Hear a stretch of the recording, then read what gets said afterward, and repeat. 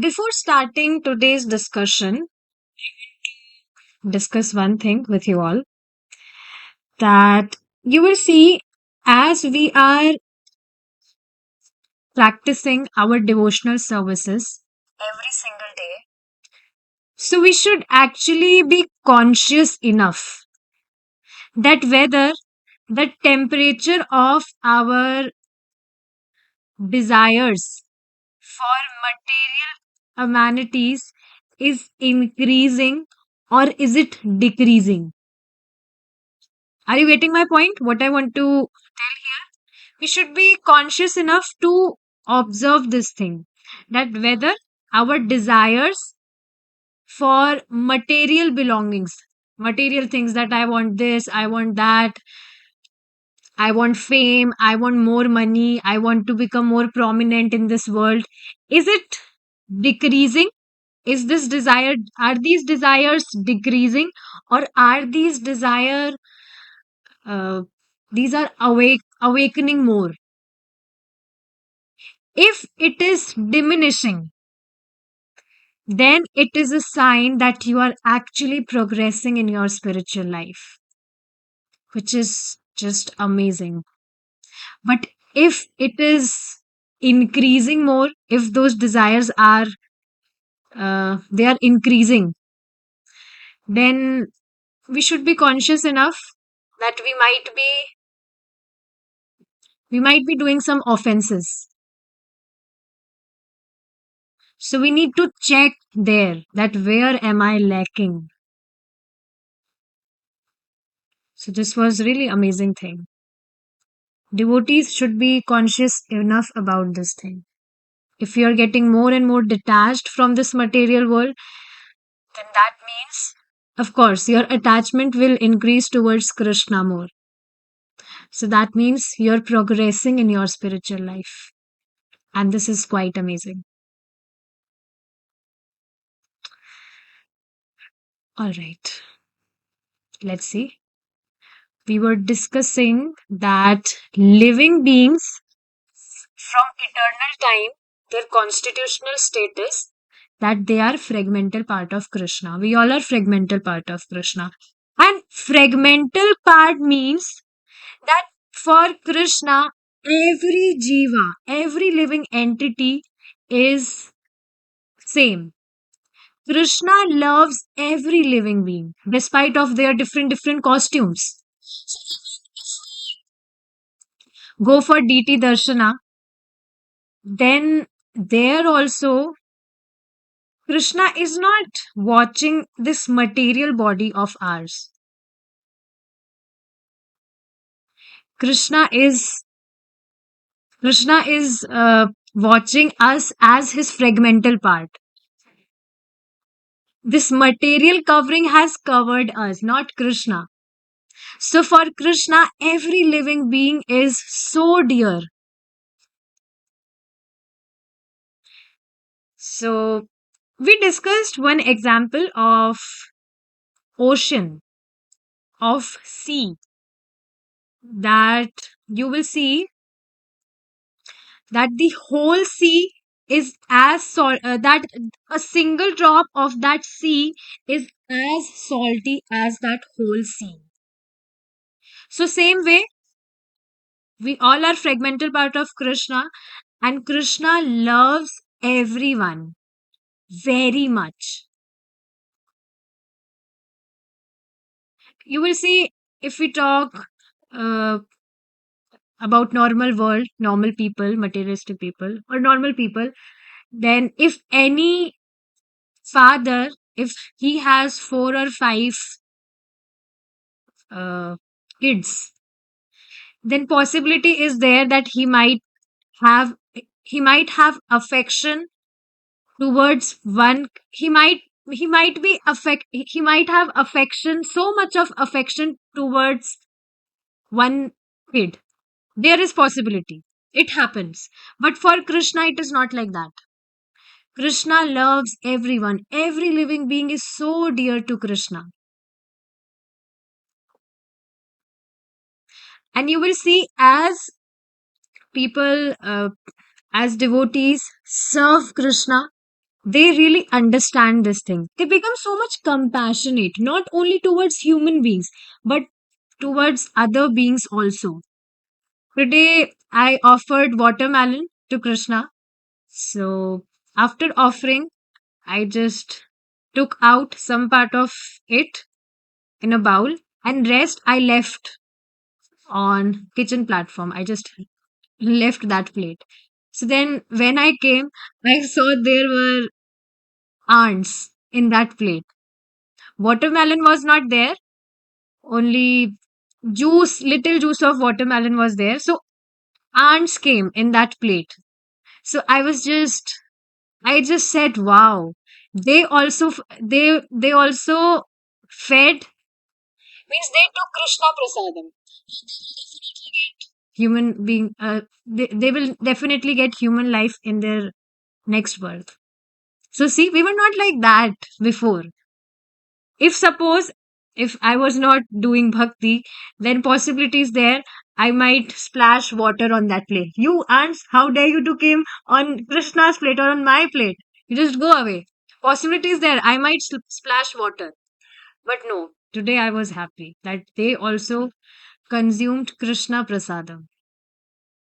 So this is just amazing. Once Srila Prabhupada ji was also consuming prasadam, and same ants came there. So Srila Prabhupada ji told his disciples that feed them also. Feed prasadam to them also. They are also Krishna devotee. And this is true. Anyone to whom we feed prasadam, he also becomes devotee.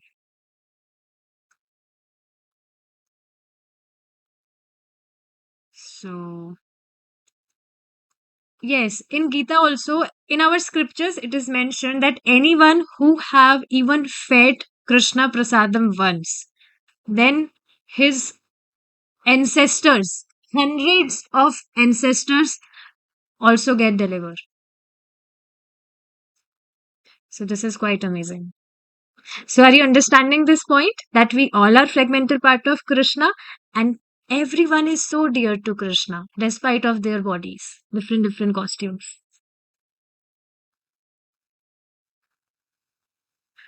All right.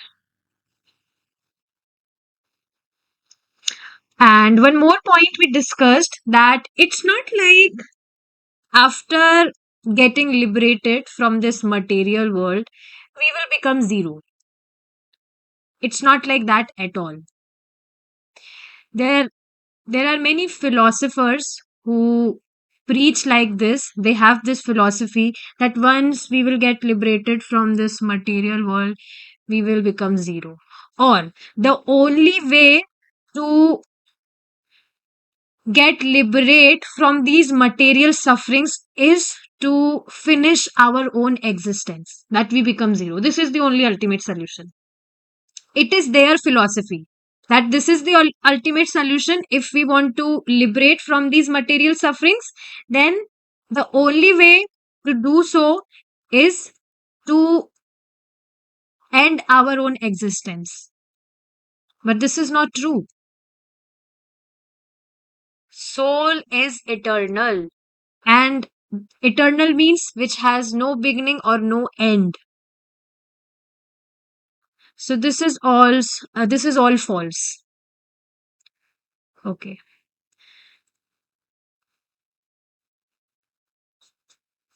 One more thing you will see here. What was that? By nature, the living entities is not attracted to zero. Suppose if in your room, you just see around your room, there are many things, but your your room is colorful. It is full of colors. But suppose if your room was of white color, and all the other things lying in your room, if they were also be of white color only, your body was also be of white color, everything you look around yourself would be of white color, then will it be attracted? No, right? White means it will be like zero only, that no variety is there. it will not be attracted at all. We are attracted towards variety. So you will see our room is also colorful, and sometimes you will see when we uh, make prasadam and when we arrange plates, then you will observe that when that plate looks so colorful, so it is so pleasing to our eyes. We haven't even tasted it after offering, if even if we haven't tasted it, but then also it looks so pleasing, it is so pleasing to our eyes because that plate is so colorful. There are varieties of items in that. So we are never attracted to zero.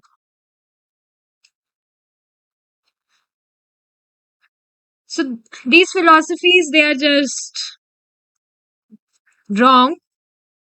These things never exist. Exist means we cannot be zero. We cannot become zero because soul is eternal by nature. All right. Now let's move forward where we left. Yeah, we will have to continue it from here. Let's see.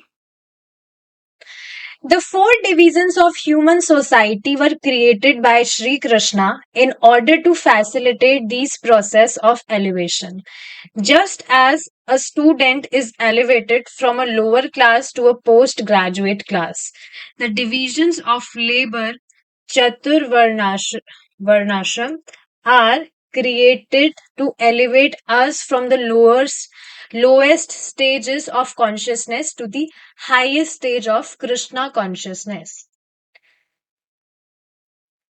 So these words, the four divisions of human society were Brahman, Kshatriya, Vaishya, and Shudra. So we all were born as a Shudra. We discussed this point. So from that level, from that lowest stage of consciousness, people may elevate to the highest stage of Krishna consciousness. That's why these divisions of human society are created by Krishna only. This process is a process of cooperation. In the human body, the most important part is the head, then the arms. Yes, why head? Because you will observe our all the five senses. If we talk about the face, not the head, face, if we talk about the face, so you will observe that all the five senses exist here only on our face. The most important part is the head, then the arms. Head is considered as whole face only, this whole head. And yeah, this is the most important part. You will see why it is most important. We discussed this in our Hindi class also. That if you will see any human being, if he has a perfect body, everything is perfect, but there is no head, then he will be considered as a dead body only. So head is the very important, most important part. Then the arms, the belly, and the legs. Although the head is considered to be the most important part, there is no question of neglecting the legs or any other part. It's not like this that our head is important. If head is important, then other parts are not important. Every part of body is important. Similarly, in the division of human society, no one division is important to the exclusion of the others. Of these divisions, the Brahmanas are considered to be the intellectual class, the class of teachers. The Kshatriyas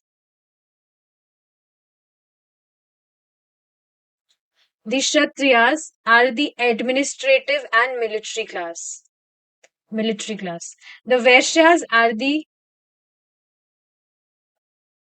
mercantile and agricultural class, businessmen and all, and the Shudras are the common laborer class. In a properly run society, All of these classes are required. If they cooperate in their progress toward Krishna consciousness, there is no strife amongst them. So it's not like that a Shudra will become, first he will become a Vaishya, then he will become a Kshatriya, and then he will become a Brahmana. It's not like that. What Prabhupada ji is telling here, that Prabhupada ji told, the divisions of labor are created to elevate us from the lowest stages of consciousness. Lowest stages is this only, that we are identifying ourselves as a businessman or a military man or a servant of any other boss or a brahmana. This is only our lowest stage of consciousness. So, from this lowest stage of consciousness, we elevate to the highest stage of Krishna consciousness. This is the highest stage. And it's not like that any person who is identifying himself as a Brahmana, it is not important that he may have the qualities of a proper Brahmana. Any person is not considered to be a Brahmana by his caste, by his actions, whatever he is performing. So, yes, this is the only motive, this is the only reason of the division of labor, which Krishna has told in Gita. And Prabhupada ji has explained this with example, that just like this, our body, every part of our body is important. Same, every division in human society is important. But in a properly run society, Prabhupada is telling that all of these classes are required. If they cooperate in their progress toward Krishna consciousness, there is no strife amongst them. So even if anyone is a Vaishya, Vaishya means businessman, he's so much into business. So okay, you do your business, but it is not good that if you neglect your devotional services. You want to do your business, you do your business, but do your devotional practices as well. If you're a military boy, okay, fine, but also perform your devotional services. Same thing for other divisions as well. It's not like that only Brahmanas practices devotional services. All the four divisions, the ultimate purpose is to practice devotional services, to become Krishna conscious. So if they cooperate in their process, that whatever business they are doing, whatever activities they are doing, but apart from them, they also become Krishna conscious.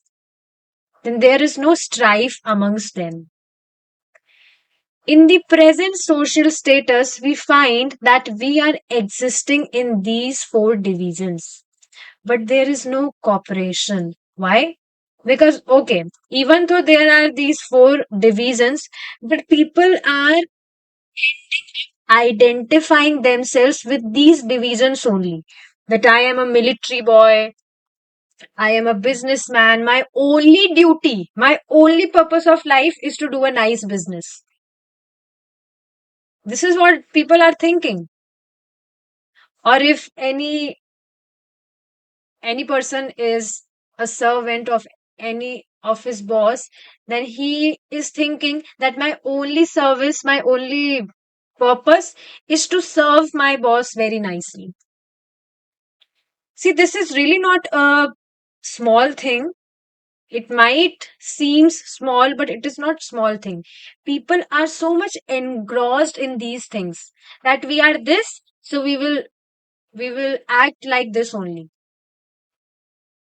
And this way they are just wasting their human form of life, because they are identifying themselves with these designations. So, in the present social status, we find that we are existing in these four divisions, but there is no cooperation. Cooperation means people are not balancing things. Even they are saying that, oh, I am this, so I can't do my devotional services.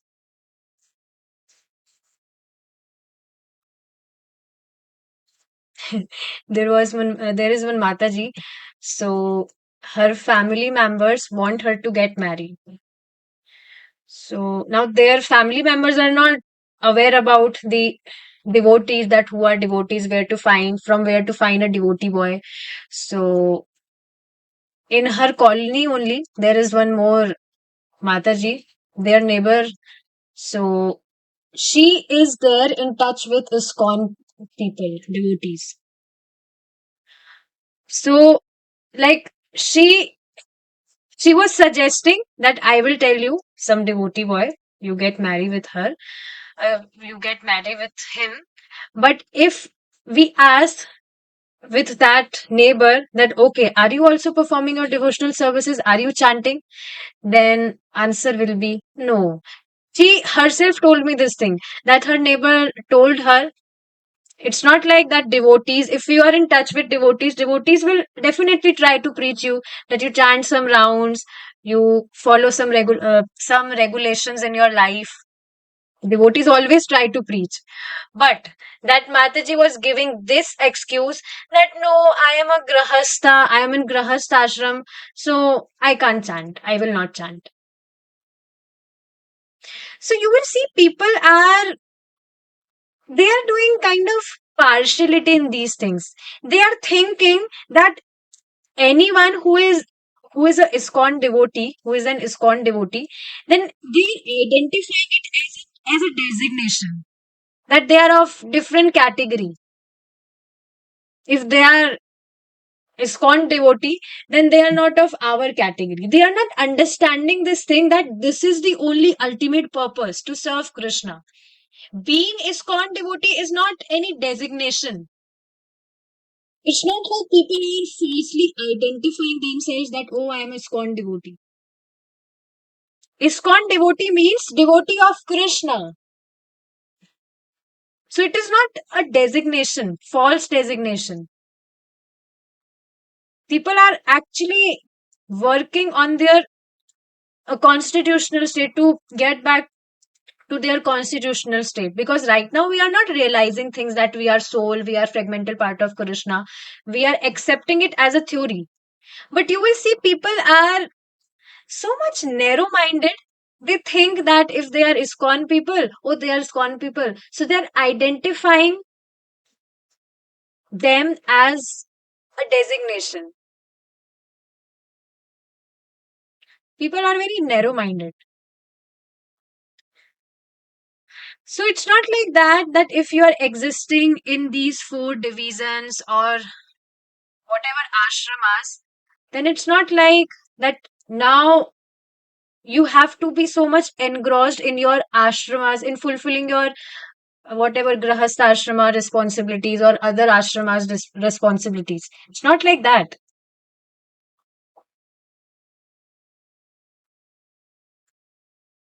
One should understand this thing, that our ultimate purpose is to serve Krishna, no matter in what divisions we exist or in what ashrama we exist. So we find that we are existing in these four divisions, but there is no cooperation. People are not balancing things. If any man, if he is thinking that I am a businessman, so he's so much engrossed in doing his business only. He's not balancing that, okay, I will do my business. These are my working hours, and rest of the time I'll do my devotional services. They think that these devotional services are for poor people who have nothing to do, they have no purpose in their lives, they are ideal, they don't have any job or they don't have any business to do, so that's why these devotional services are for those people. We are very busy people, we have to do so much of business, we have to make whatever, so much of money. People think like this, but this is not reality. everyone is dissatisfied. Today, there is great strife between the capitalist class and liberal class because between them there is no compromise. There is only friction. All this strife amongst the class is due to lack of Krishna consciousness. I was kind of becoming angry on this thing that how people are so much narrow minded. They are identifying people who are serving Krishna or following Shastras. They belong to a different, they have like they're of different category, of different designation. See the ignorance of people. We are in Grahastha, so this is not for us. You're not in Grahastha ashram, so this is for you, you do. So all this strife amongst the class is due to lack of Krishna consciousness. Indeed, there is not even a possibility of cooperation unless there is Krishna consciousness. Because Krishna consciousness is a necessary of, it is a necessity of human beings, of living beings, of course, but other animals or birds can't understand this thing. That's why human beings. Krishna consciousness is a necessity.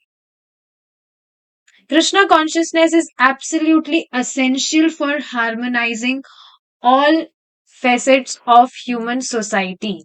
So, whatever troubles are happening in human society, it is because of this reason only that people are not Krishna conscious. And that's why there is no any harmony. Harmony means friendliness. Instead, people are assuming enemies, that he's my enemy, that is my enemy. They are assuming each other as enemies. But Krishna consciousness is absolutely essential for harmonizing this problem. Regardless of what class we belong to, if we cooperate in Krishna consciousness, there will be peace in the world. And see, this is the only reason that there is no peace in this world. Uh, that people are identifying themselves with different designations. Okay, they are identifying themselves with this body. This is one thing, but they are actually identifying themselves as different designations also. And they are so much engrossed in these things that they are just neglecting Krishna consciousness. They just think that I am this, so my only responsibility to act according to my designation. This is the only purpose of my life.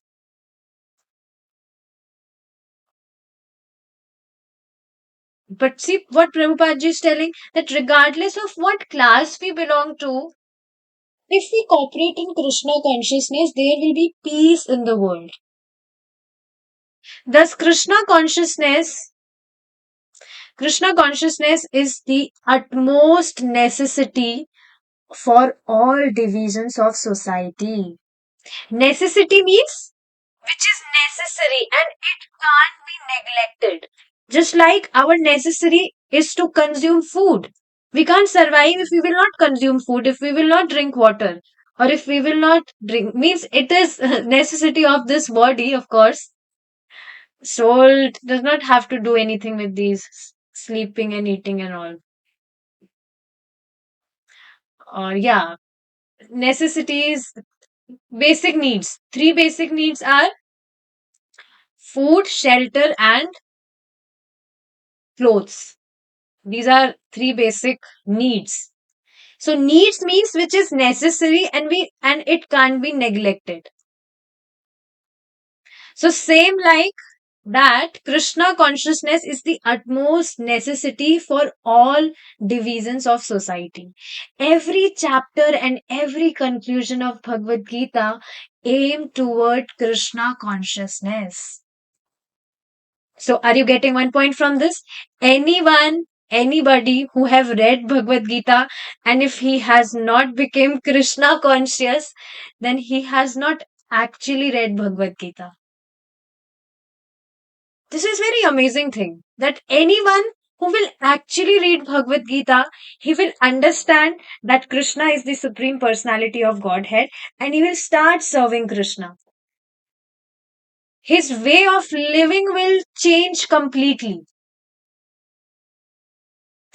And because we can't understand these things by our own understanding, you only tell now possibility is there that you might have tried to read Bhagavad Gita by yourself. But when we read, we understand according to our understanding, what we have understand. But what is the level of our understanding that we only know?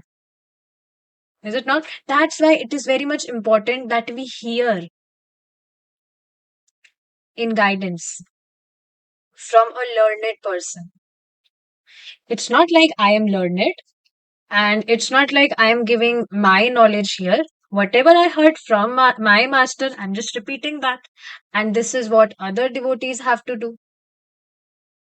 One devotee asked some question today from me, so I answered him. He was so much satisfied, and he said, "From where you get these nice answers?" So I was thinking, these are not my answers.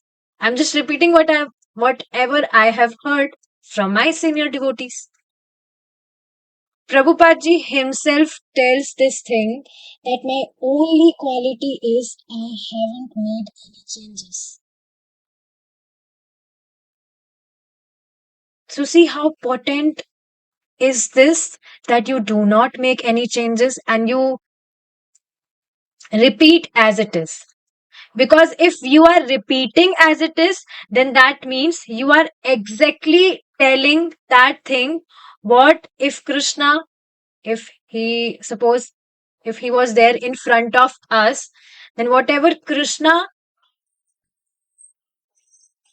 exactly telling the same thing to other people. And Krishna is very much pleased from this. So every chapter and every conclusion of Bhagavad Gita aim toward Krishna consciousness. Sri Krishna, who is speaking Bhagavad Gita, is always stressing devotion to his personal self. That you come, you serve me, you take my shelter, you become my devotee. Whatever you consume, whatever you use, you offer it to me first. This is our next sloka. Man mana bhavmad bhakto madhya jimam namaskuru, which we will discuss in our next class. We will stop here now. All right. Srila Prabhupada ki jai, Nitai Gaur Pramanande. Hari Bol.